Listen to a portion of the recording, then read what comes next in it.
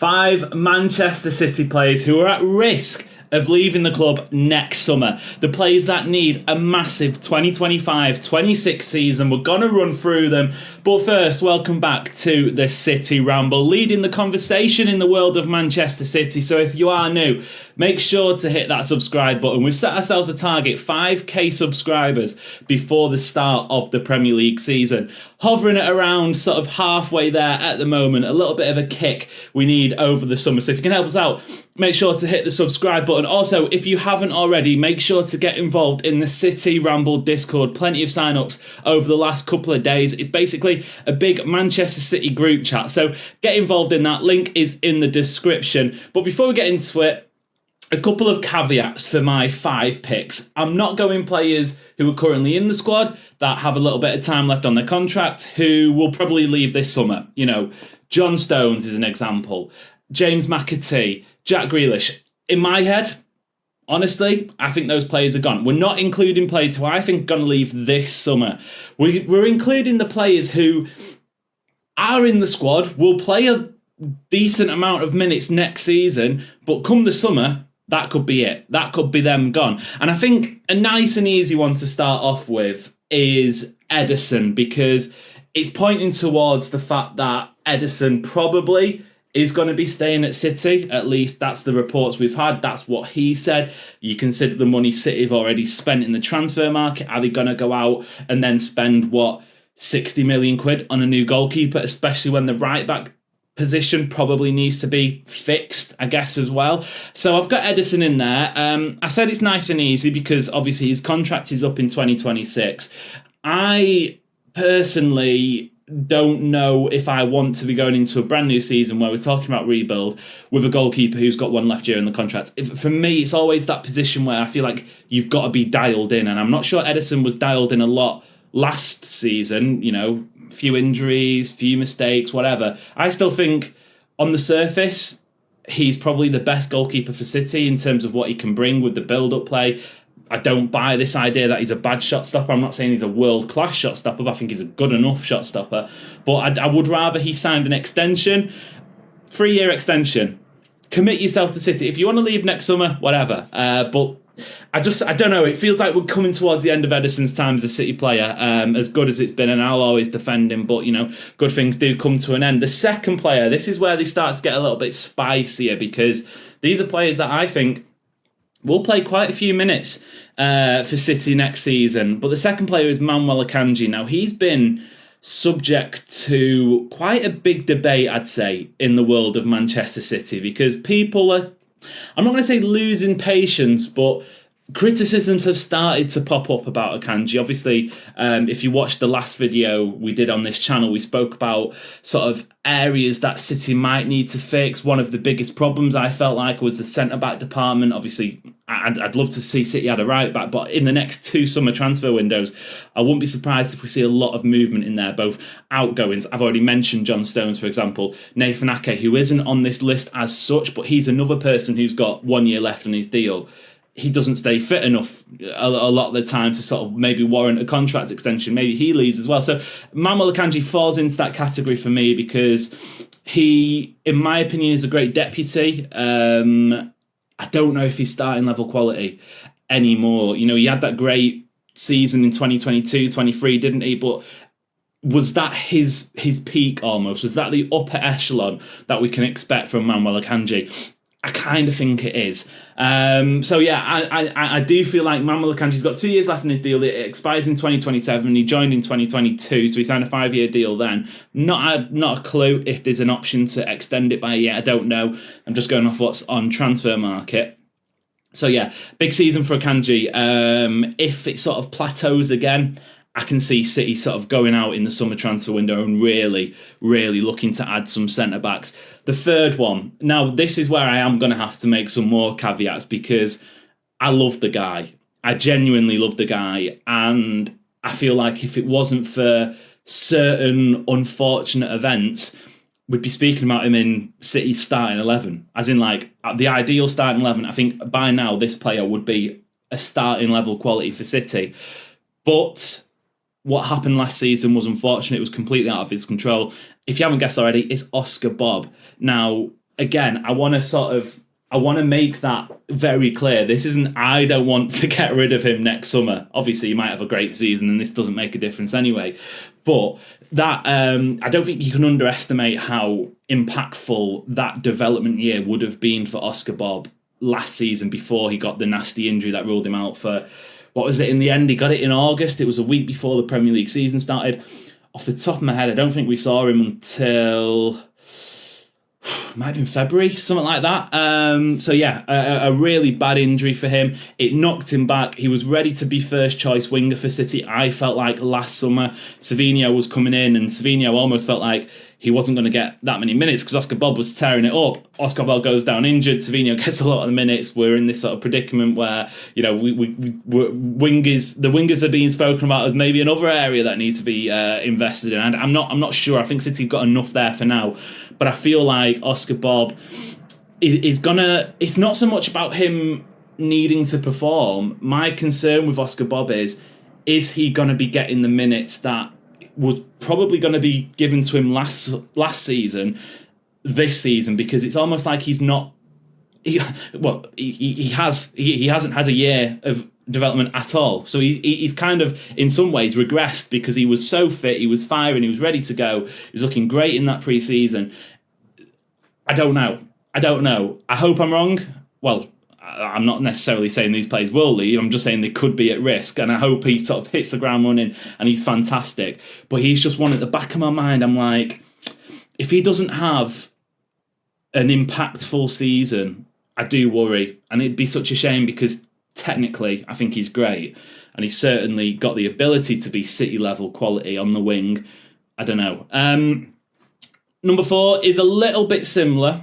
Like I said, we're going to go 5 in this video. We have got some honourable mentions because as I was sat here doing it, I was like, yeah, he could leave, yeah, he could leave, yeah, he could leave. So I think at the end, maybe like 11 players, that including the 5 on this list, that you kind of thinking possibly need a big season or they could be at risk. But number 4, I've put Rico Lewis. And again, he's the same for me as Oscar Bobb in the sense that as a young academy product, obviously, Oscar Bobb is a little bit of a different academy product because from Norway, he came in sort of into City's academy a bit later on. Rico Lewis has been there from the start, basically. He's spent his entire life, essentially, playing for Manchester City. And I adore that sort of that connection. I love his passion. I think it's something that we lacked massively last season. And, you know, by some accounts, he was the guy when the chips were down. He was the one trying to rally the players. He was calling out people. He was making sure that the badge on the front of the shirt... I was going to point to this one, but I thought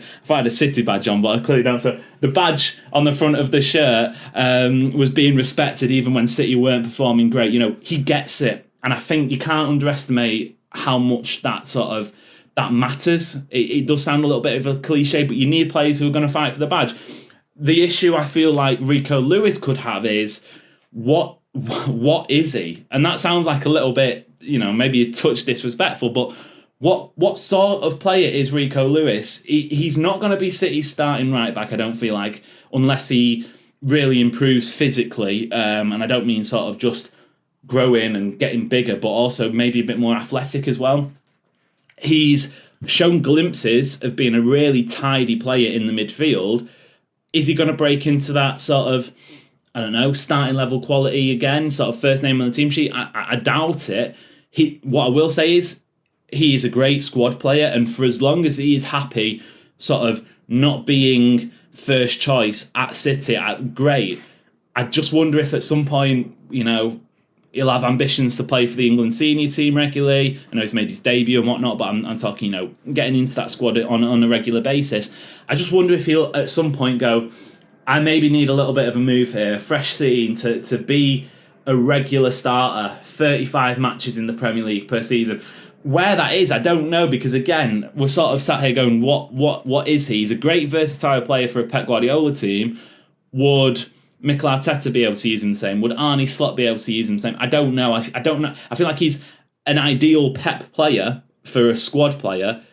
you just you don't know how he's going to be defined outside of the realms of City. So look, again, I need to sort of make it abundantly clear, these are not players I'm asking to leave at the end of next season. These are just players that in the back of my mind, I'm like, okay, they need to perform, or there could be conversations to be had. I mentioned some honourable mentions. I think similarly in the contract situation, players who are out of contract next summer. I mentioned John Stones. I think John Stones is going to go this summer, if I'm being honest, but you've got Stefan Ortega there. He could leave this summer as well, but if he doesn't, I think he's going to be at risk of going next summer because of his contract. Nathan Ake, as we've mentioned, Bernardo Silva as well. He didn't make this list. He's in the honourable mentions. I don't think these players will leave at all, and I'm going to actually back them to have really big seasons, but I do think there needs to be some sort of discernible progress from Savinho and Doku.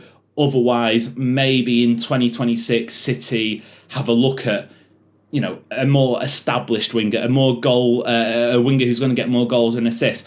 I think Doku is going to have a great season. I think Savinho is going to flourish in a team that's a little bit more stable. So I'm not putting them... That's why they've not made this list. They're just sort of, again, players who you're like, oh yeah, they possibly do need a big season. Off the top of my head, I'm trying to think of any more that might have been missed. I think, otherwise, apart from the last name on this list, which is Mateo Kovacic, I think that's kind of all bases covered. Which, to be fair, there has been a lot of players mentioned, so maybe that goes to show sort of where City are in terms of their squad at the moment. But Mateo Kovacic, for me, is the last player who I think is genuinely at risk of being sold in the summer of 2026. If he didn't go down with that injury and he didn't have to have surgery and he's not going to be out for, I think it's as much as a month into the season, and I've actually said he could possibly be leaving this summer as well. I don't know. But Mateo Kovacic... Look, when he came in, what was it, after the treble season, Gundogan left, I like the signing. And to be fair to him, I like him still. I thought he popped up at the end of last season with some really important performances. It was a thankless task being asked to sort of cover for Rodri. That was, that was grim, bless him. He was never going to be able to sort of live up to anywhere near the expectation there. He obviously had some fitness issues himself. He does have a mistake in him. Fair. It happens. Quite a few City players have that at the moment. So yeah, I think it's interesting because the reason I've got him on this list is because, like centre back, possibly like winger, but I'm less concerned about that. Maybe goalkeeper. I feel like next summer we're going to be speaking about a big midfield incoming signing, because probably going to lose Bernardo Silva. Probably, if not this summer, 100% next summer, Gundogan won't be at the club. Maybe losing Kovacic as well. I don't know if maybe Kovacic is in contract till 2027. I don't know if you maybe, because of, continuity, I guess, you keep him around for another year. I don't know. But he's one that I'm looking at and going, if you can't prove your worth to this City team, maybe you're out. I don't know. This is all sort of, as you can tell, extremely hypothetical stuff. So please don't come at me saying, oh my God, you're calling for Oscar Bobb to be booted out of the team, or you're saying Doku should be sold. No, I'm not. I'm not at all. I'm saying that these are players who I think are on the watch list, to be honest. They're on the list of players like, okay, you've got a place in the squad for next season, sorry. Can you go out and perform? And that's kind of where I feel like we're at with these names. Let me know if I've missed anyone else on that list. Don't tell me Phil Foden. Don't tell me Erling Haaland. Don't tell me Nico Gonzalez. I'm not here for those sort of shouts. Gvardiol, Diaz. I think they're still going to be great players for City going forward. But let me know if there's any sensible suggestions that you want, that you feel like might have been missed off this list. As always, make sure to hit subscribe, smash the like buttons, join the City Ramble Discord if you aren't already. And until next time, this has been the City Ramble, and we will see you later.